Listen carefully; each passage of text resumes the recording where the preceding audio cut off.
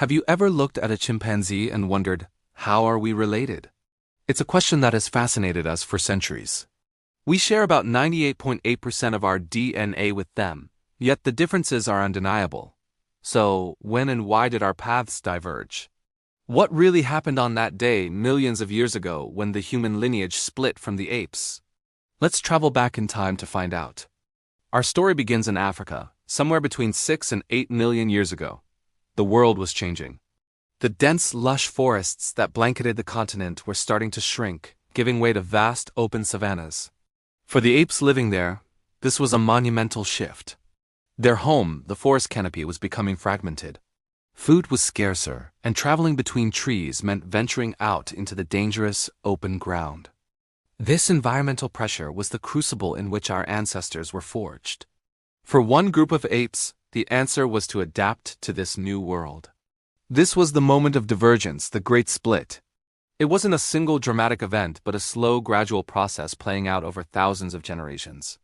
While one lineage would eventually lead to modern chimpanzees and bonobos, who remained more adapted to a forest environment, another lineage took a different, bolder path. A path that led directly to us. What was the first major step on this new human path? It all came down to how we moved. In the forest, our ape cousins perfected knuckle walking and swinging through branches. But on the savanna, a new way of getting around offered a huge advantage: walking upright on two legs. This is bipedalism. Imagine standing up in a sea of tall grass. Suddenly you can see farther. You can spot predators from a distance, and you can see where the next meal might be. Walking upright also freed up our hands. This was a game changer. Hands that were no longer needed for walking could now be used for carrying food, holding infants, and most importantly, for making and using tools. Think about it. The first time one of our ancestors picked up a rock to crack open a nut or a bone, they weren't just getting a meal. They were unlocking a future of innovation and technology that would define our species. Fossil evidence supports this story. Take Tumai, the nickname for a fossil skull of Sahelanthropus chadensis discovered in Chad and dating back about 7 million years. The position of the foramen magnum, the hole where the spinal cord connects to the skull, is more forward than in apes. This suggests that Tumai held its head upright, a key indicator of bipedalism. It's one of our earliest potential ancestors, standing at the very dawn of our lineage.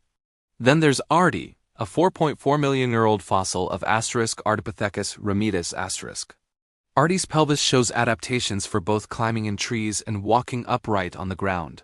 She was a transitional figure, a snapshot of evolution in action.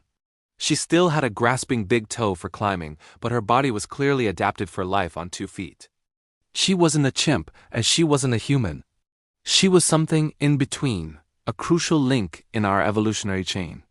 And of course, we can't forget Lucy, the world-famous Australopithecus afarensis who lived about 3.2 million years ago. Her skeleton, especially her pelvis and leg bones, leaves no doubt she was fully bipedal. She walked the earth much as we do. For Lucy's species, walking upright wasn't just an occasional trick, it was their primary mode of transportation. They had committed to life on the ground. But bipedalism wasn't the only thing changing. Our diets were evolving too. As forests receded, the soft fruits our ape ancestors relied on became harder to find. On the savanna, the menu was different. Tougher plants, roots, tubers, and eventually, meat. This shift in diet had a profound impact on our bodies. Our teeth started to change. The large canines, useful for display and fighting in many ape species, began to shrink. Our molars became larger and flatter, better suited for grinding down tough, fibrous vegetation. This dietary shift also fueled the growth of our most important organ, the brain. Meat and marrow are incredibly rich in calories and fat.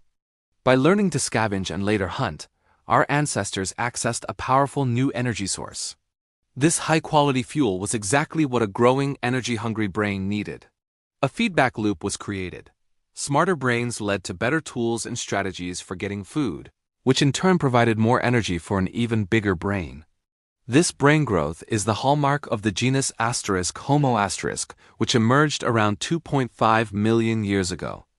Early members like Homo habilis the handyman, had brains significantly larger than their Australopithecine predecessors.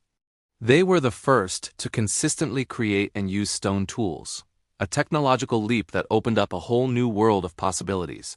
They weren't just using rocks. They were shaping them, creating sharp flakes to butcher animals and access nutrient-rich marrow from bones. Following Homo habilis came Homo erectus with an even larger brain and a more modern-looking body, fully adapted for long-distance running. They were incredible innovators, creating more sophisticated tools like the hand axe and, most importantly, learning to control fire. Fire changed everything. It provided warmth, protection from predators, and a way to cook food. Cooking made food easier to digest and unlocked even more nutrients, further fueling brain development.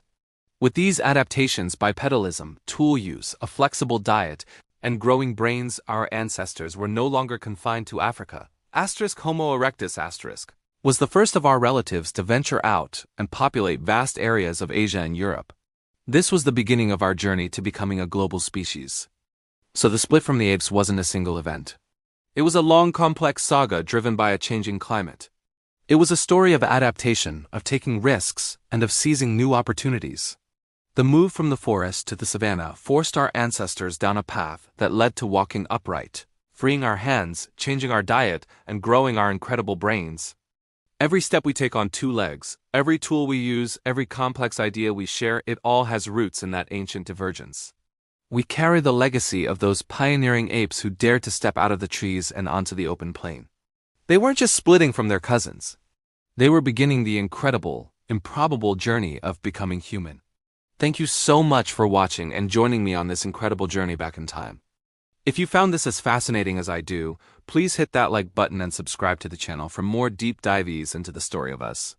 Let me know in the comments what you think. What part of our evolution amazes you the most? Until next time, stay curious,